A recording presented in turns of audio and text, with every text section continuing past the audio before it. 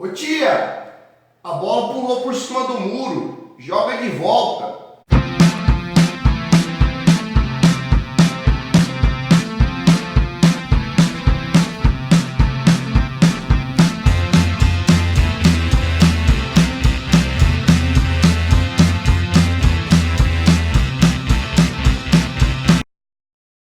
E a videoaula de hoje é sobre o Muro de Berlim, uma atrocidade aí que vai ter uma vida entre 1961 e 1989, né, e que vai marcar um período bastante catastrófico na história da humanidade, que é a Guerra Fria. Esse conflito ali entre capitalistas de um lado, ligados aos Estados Unidos, e socialistas do outro lado, ligados à União Soviética.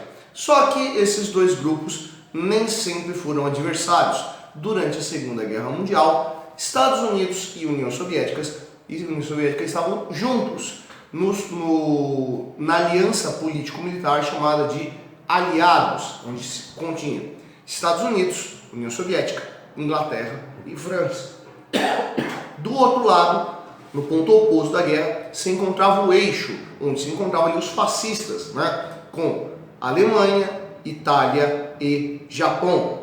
Bom, o fim da Segunda Guerra Mundial se dá lá no Japão, lá com as bombas de Hiroshima e Nagasaki, mas o grande troféu, o grande trunfo da Segunda Guerra Mundial era a Alemanha, né? Adolf Hitler era ali a grande figura execrável da Segunda Guerra Mundial, e quando Berlim foi tomada, a guerra vai se esfacelando nesse momento. Bom, quando a Alemanha foi tomada pelos aliados, a Alemanha acabou sendo dividida em quatro partes, quatro zonas administrativas, cada uma administrada por uma das potências ligadas lá aos aliados, né?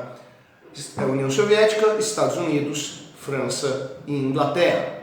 Bom, essa divisão da Alemanha em quatro vai acabar se agregando em dois grupos ali, né? Um ligado aos socialistas, né, e outro ligado aos capitalistas, o que vai dar origem à formação de dois países.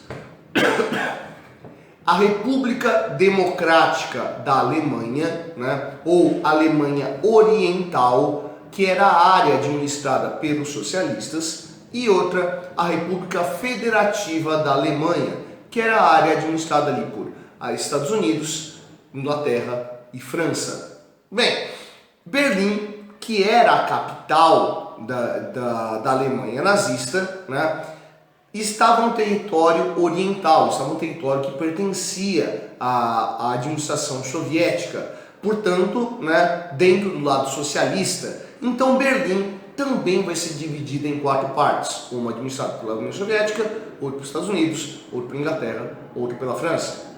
Vale lembrar que quando acaba a Segunda Guerra Mundial, o leste europeu, praticamente todo, era uma grande zona de influência dado pelo avanço soviético, que vai criar uma série de repúblicas socialistas, nem todas elas ligadas à União das Repúblicas Socialistas Soviéticas, entre elas a Alemanha Oriental.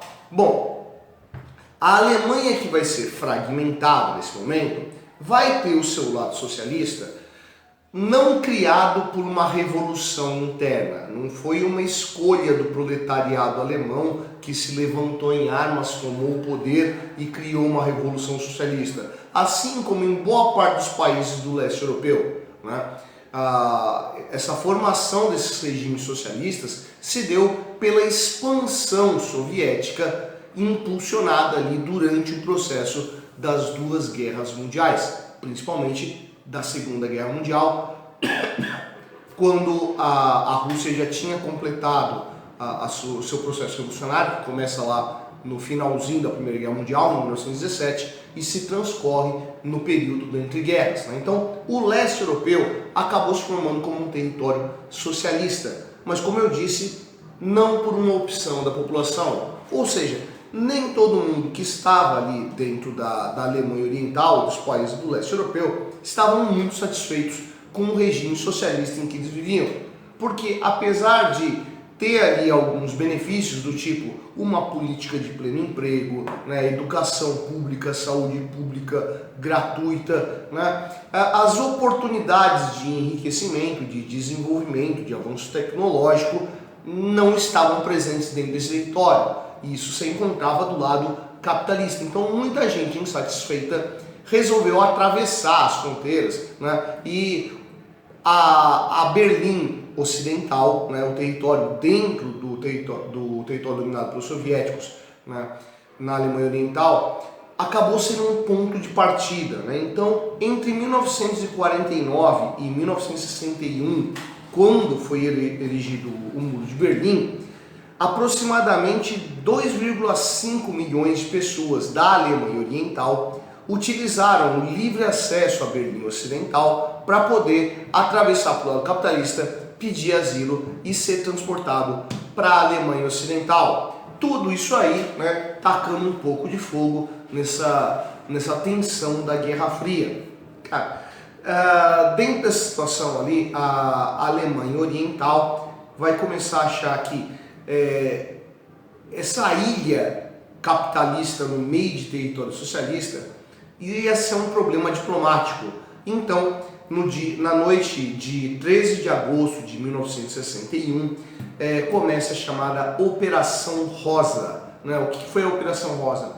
A formação de um muro circundando o território de Berlim Ocidental. Um muro longo aí de 155 quilômetros de extensão aproximadamente, e a primeira formação dele foi erguida em poucas horas. Então, os alemães dormiram no dia 13 de agosto com uma Berlim unificada e acordaram no dia 14 de agosto de 1961 com uma Berlim Ocidental cercada. Bom, esse muro erguido na noite de 13 de agosto de 61 não foi o Muro de Berlim da forma como ele se consolidou posteriormente. Foram meses depois, né, que ele foi se reforçando. Mas essa construção do dia para a noite não foi só o erigir de um muro físico, mas a construção de uma fronteira que separou uma série de pessoas. Famílias inteiras perderam contato entre si, porque a fronteira entre a Alemanha Ocidental e a Alemanha Oriental se tornou muito mais tensa.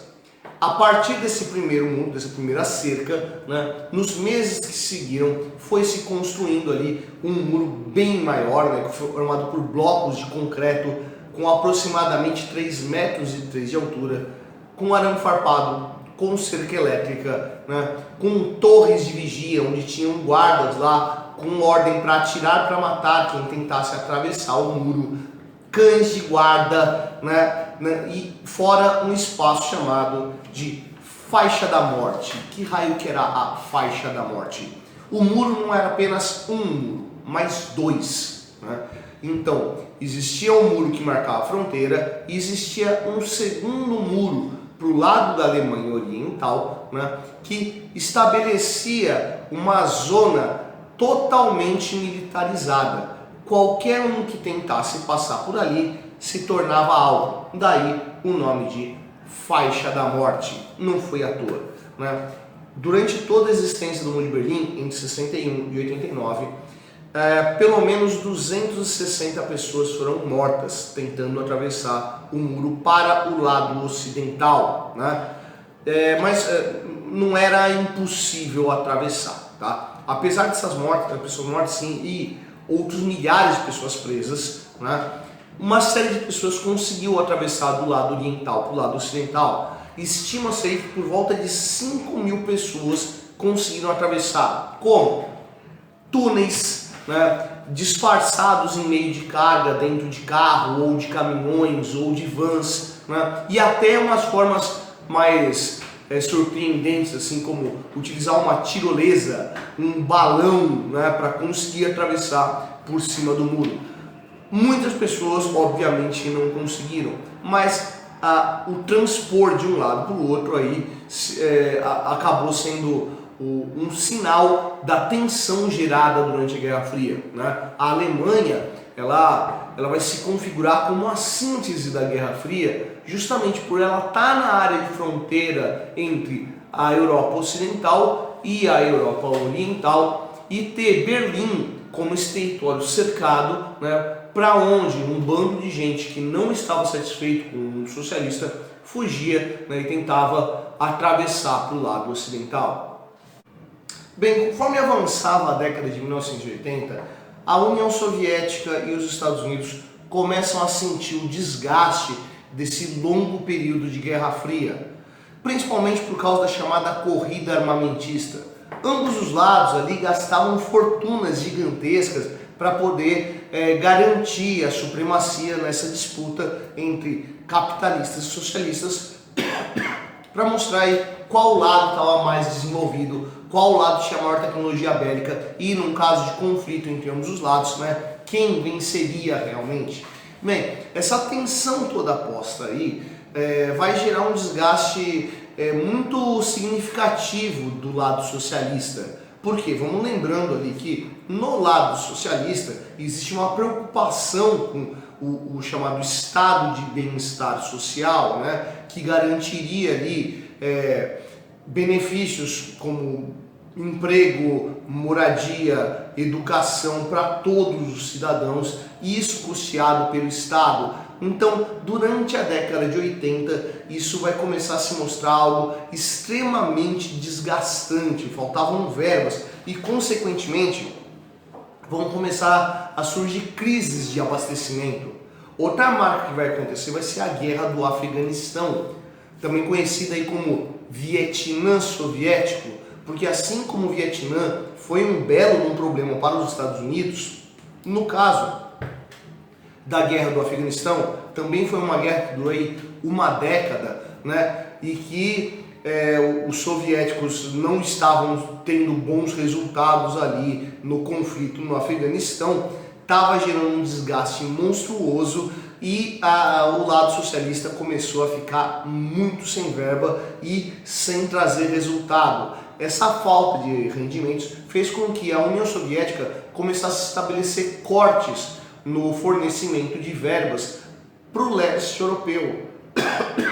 E essas verbas para o leste europeu acabavam garantindo a manutenção desses pequenos países, perdão, dessas pequenas repúblicas, inclusive a Alemanha Oriental. Retirar essa verba,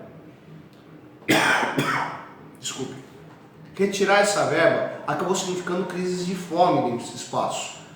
Não só dentro do leste europeu, mas a própria União Soviética começa a entrar em polvorosa pela falta de recursos e as crises de abastecimento. Eis que o governante da União Soviética, um cara chamado Mikhail Gorbachev, né, começa a promover uma série de ações para tentar conter a opinião pública e tentar evitar que levantes populares gerassem uma crise ainda maior. E deu início à chamada Glasnost. O que foi a Glasnost? Se você traduzir ao pé da letra aí do russo, Glasnost significaria abertura, transparência, algo do gênero ali, né? E o que era efetivamente isso? Bom, primeiro, liberdade de imprensa, né? Esquece censura. Qualquer pessoa pode falar do que está acontecendo dentro do governo soviético, pode questionar, inclusive pode existir agora multipartidarismo. Não vai ter apenas o Partido Comunista da União das Repúblicas Socialistas Soviéticas.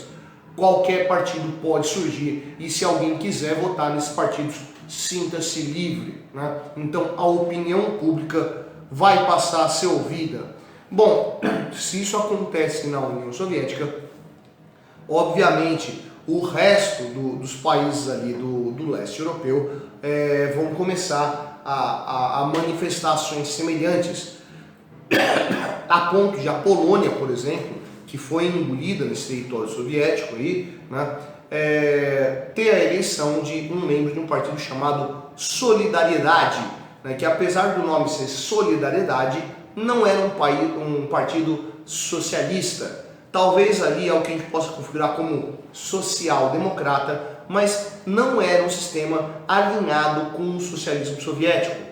Da mesma forma, a Hungria, que também estava dentro desse bloco socialista, decide que as fronteiras húngaras estão abertas para quem quiser circular de um país para o outro.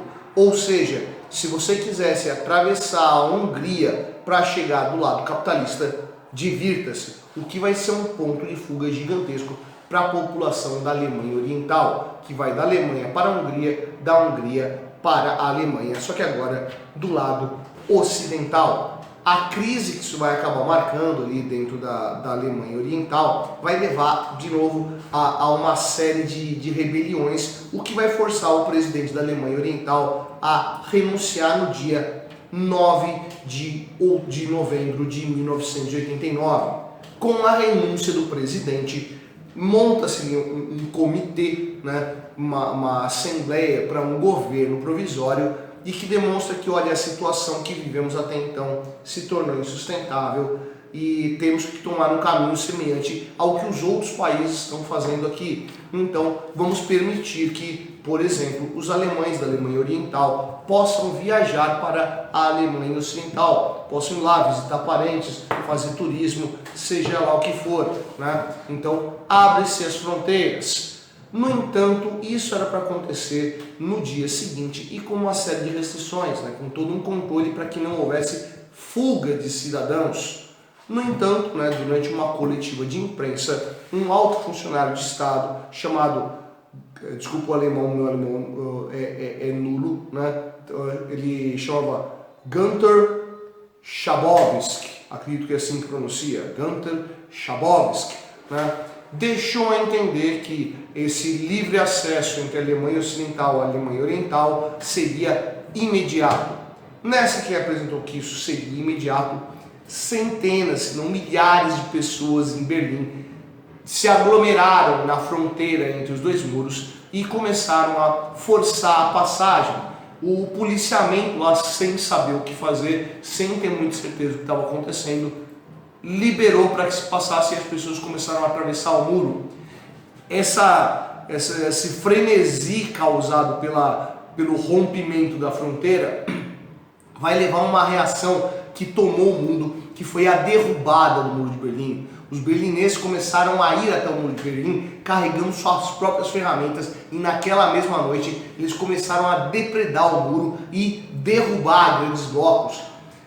Nos dias que se seguiram, a cena se repetiu constantemente e as tensões políticas se avolumaram num ponto que, nos meses que se seguiram, cai a Alemanha Oriental e a Alemanha se reagrega, né, a Alemanha Oriental, a Alemanha Ocidental como um mesmo país. A partir daí o que acontece é um efeito cascata. Essas repúblicas do lado oriental da Alemanha, que foram absorvidas pela União Soviética sem que houvesse a partir delas um processo intencional da população para ir em caminho do socialismo, começam a reverter as situações, porque existia ali toda uma culpabilização